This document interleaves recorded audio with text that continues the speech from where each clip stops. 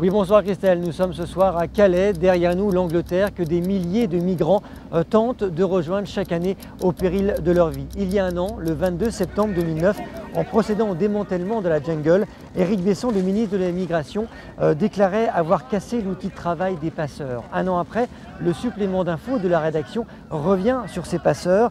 Font-ils toujours la loi? Qui sont-ils? Comment travaillent les policiers sur le terrain? Avant d'en parler avec notre invitée, Mathilde Tiberghien, bonsoir. Vous êtes du Haut Commissariat des Nations Unies pour les réfugiés basé à Calais depuis 4 mois. Voyez ce reportage tout d'abord, la traque des passeurs, supplément d'infos, signé ce soir Claire Chevalier, Jean-Stéphane Meurice et Vincent Dussossois. Pourquoi vous vous retrouvez au tunnel sous la Manche? 7 000 € À gauche du camion, il y a 2 mecs qui travaillent sur le camion. Les faits pour lesquels vous avez été placé en garde à vue cette nuit, ce sont des faits pour lesquels la peine de prison encourue est au maximum de 5 années d'emprisonnement. Comment ça s'est passé?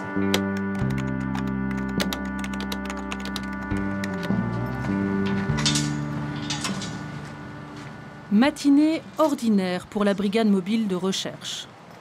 C'est un fourgon qui vous appartient? Une des connaissances lui a prêté la camionnette. Pour qu'il fasse un trajet à Paris, c'est ça? Yes. Cette nuit, lors d'un contrôle, les douaniers ont interpellé un Polonais au volant d'une camionnette. À son bord, 6 Vietnamiens et 3 Indiens. Donc là, vous regardez bien ce qu'on fait. Il y avait 3 individus, non? Chacun de ces cubes, là. D'accord. Il y a 3, donc 3 x 3, 9. Là, on a affaire à une organisation parce qu'il faut quand même acquérir le véhicule, enfin se le procurer, construire les caches, acheter la marchandise pour dissimuler les gens. Le chauffeur, placé en garde à vue, assiste à la fouille du véhicule. Souvent, le chauffeur n'est qu'un mulet, quoi, un conducteur, point. Dans bien des cas, d'ailleurs, il n'est pas au courant. Là, à mon avis, c'est pas possible. Allez, on va retourner à l'intérieur, au chaud. Pour la police aux frontières, l'enquête ne fait que commencer. Ouais, c'est beau, il est dans la bouche. Voilà, vous pouvez vous rasseoir là si vous voulez. Et le temps presse, les policiers ont 24 heures pour entendre le chauffeur, un Polonais de 27 ans. Oui. Alors, soyez honnête, Piotr, parce que si on vous propose d'aller à Paris chercher 3 palettes et que vous êtes payé 7 000 €, hein, il y a bien un moment quand même où vous dites ouais, mais attends. Mais je l'ai pas. Il est plaqué or le bois ou... C'est dans un café londonien que le chauffeur aurait été démarché par un Afghan pour effectuer un aller-retour Paris-Londres. Pour aide au séjour irrégulier, il encourt 5 ans de prison. Mais je ne vais pas vous mentir. En plus d'avoir transporté des clandestins, on va pouvoir vous reprocher de les avoir transportés dans des conditions, on va dire, difficiles. Dans les bureaux adjacents, d'autres enquêteurs entendent, eux, les migrants. Le 28 octobre 70 en Inde. Tous racontent la même histoire. Ils sont montés dans la camionnette en région parisienne. Ils n'ont pas vu le chauffeur. On n'est pas là non plus pour les mettre en prison. Hein. Nous, c'est surtout les gros qu'on voudrait bien attraper. Donc, ils apportent un peu d'eau au moulin à chaque fois. Et puis ça permet à un moment donné de récupérer un gros. Un vrai trafiquant. La plupart de ces clandestins seront relâchés car non expulsables. 22 h, le groupe Flag commence une longue nuit de surveillance. Tous les soirs, des policiers en civil sillonnent les rues et les parkings du Calaisis. Ils ont un guetteur à l'entrée sur les buts que vous voyez sur notre droite. Dans ces cas-là, vous voyez juste une tête dépassée et vous savez qu'il y a un guetteur qui est là, que ça va travailler. Les différentes nationalités présentes à Calais se partagent les parkings proches du port et du tunnel.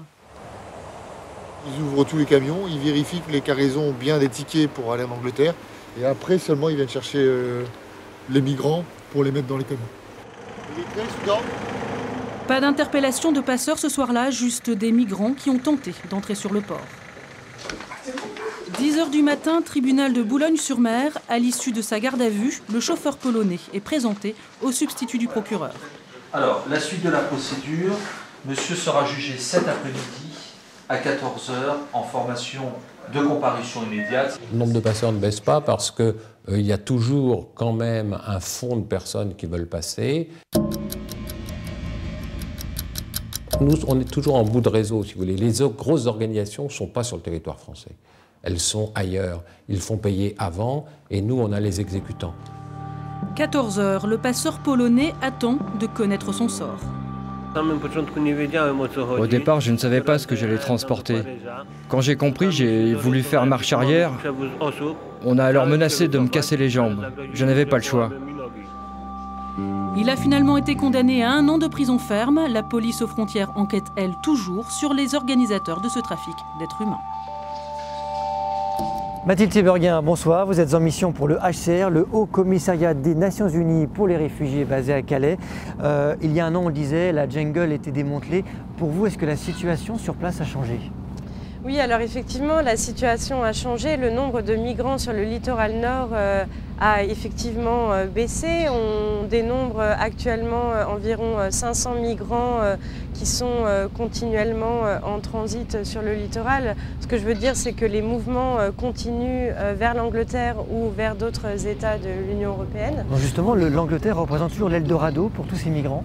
Oui, en fait, les migrants qui se trouvent sur le littoral et qui souhaitent traverser vers l'Angleterre le font pour des raisons essentiellement familiales. Beaucoup ont un frère, une sœur ou des cousins, voire parfois des parents. En Grande-Bretagne, ce sont des membres de famille qui ont peut-être obtenu une protection en Grande-Bretagne et qui, même pour certains, sont déjà devenus des citoyens britanniques. Alors le Haut Commissariat pour les réfugiés, on voit souvent dans des pays en guerre. Ici, c'est un pays en paix, la France. Quel est votre rôle exactement ici ? Dans le Nord-Pas-de-Calais, on va au-devant des migrants, dans les jungles ou dans les squats, et on leur apporte l'information sur les procédures d'asile. Et pour ceux qui souhaiteraient demander une protection à la France, on va les accompagner dans leur démarche. Ce qui est important pour le HCR, c'est que les personnes qui ont besoin d'une protection internationale puissent l'obtenir et que donc on reconnaît que les États ont besoin de mettre en place un certain nombre de contrôles migratoires, mais on ne veut pas que ça se fasse au détriment de la protection des réfugiés. Alors pour terminer, vous êtes là depuis 5 mois, le HCR est là à Calais, vous ne quitterez pas Calais car la situation n'évolue pas favorablement pour vous ? Il y a eu des progrès indéniables, notamment l'ouverture du guichet asile à Calais depuis mai 2009, donc a permis de rapprocher, à faciliter l'accès en fait à la demande d'asile.